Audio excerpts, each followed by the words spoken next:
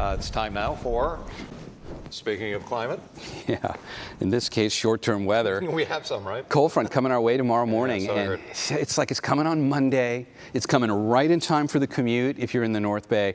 The timing is important, so is the detail on the amounts. We're watching a pretty impressive. Leave it to you to tell us. Let's do that. Let's do that. So let's take a look at this thing again. The way we visualized this last time is we can show you where these things are developing now up in the Gulf of Alaska. Take a look at the high-resolution satellite imagery on here. We're getting towards nighttime now, so most of North America, you can actually see the city lights on it. But why I wanted to share this with you is because you can clearly see a beautifully developed looking storm in the Gulf of Alaska.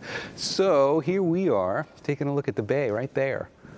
That's our storm tomorrow. Within that is that's the cold front right there, or at least what's going to develop over the next 12 hours as a beautifully outlined cold front. Let me show you what it looks like on the forecast imagery at this point. If we fill in where the rain is, you can see that line now, and we can take that from now, and we're just going to take it from here to tomorrow morning, because most of that goes to our north. But enough of it's going to hold together. We're getting rain. We need a closer look at this. Come on over here, and let's get into the forecast imagery. And we're going to take this in time. We showed it to you at the top of the newscast, but here it is again, so you can be ready for this on Monday morning, especially in the North Bay. There's cold front right on the morning commute. So we'll just bracket the time frames here, really from 7 a.m. through 10 a.m. Plan on that line marching its way across the bay. I just happened to have paused it at 8:15 just to stop it there for that moment in time, but it's in the North Bay. It's on 101. It's a slick drive from 7 a.m. through 10. Then it gets down to the Golden Gate in the city, and that happens about lunchtime. Look how beautifully well organized this thing is still hold together.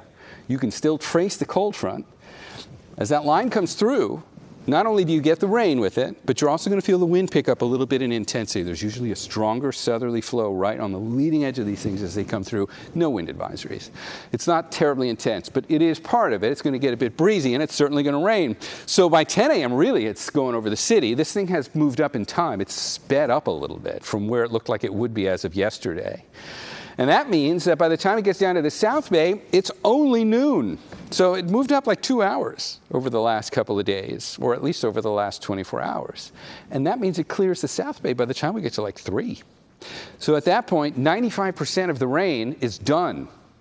But there are still going to be a few follow-up stragglers that come through. This gets us through the remainder of the afternoon. Most of them have bad aim.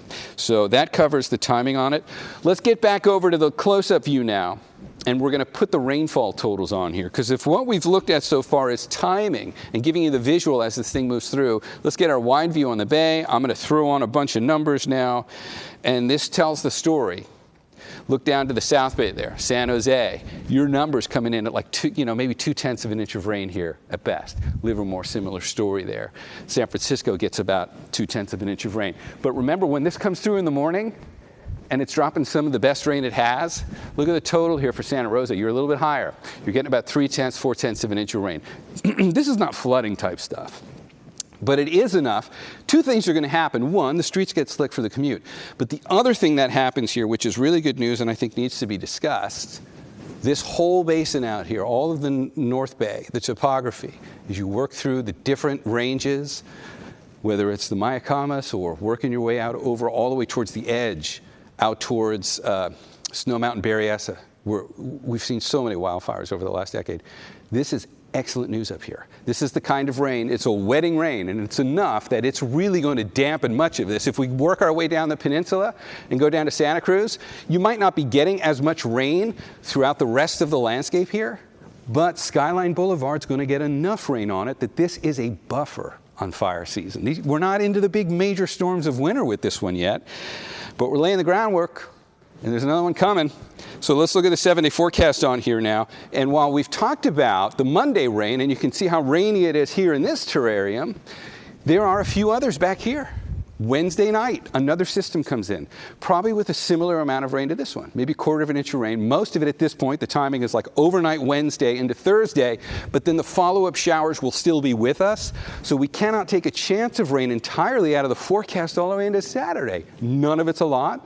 Most of that time it is not raining, but there's going to remain this chance of a light shower that'll stay with us from really Thursday all the way into the weekend. All right, that's where the forecast stands for now. We'll look at this again coming up in the next half hour. For now,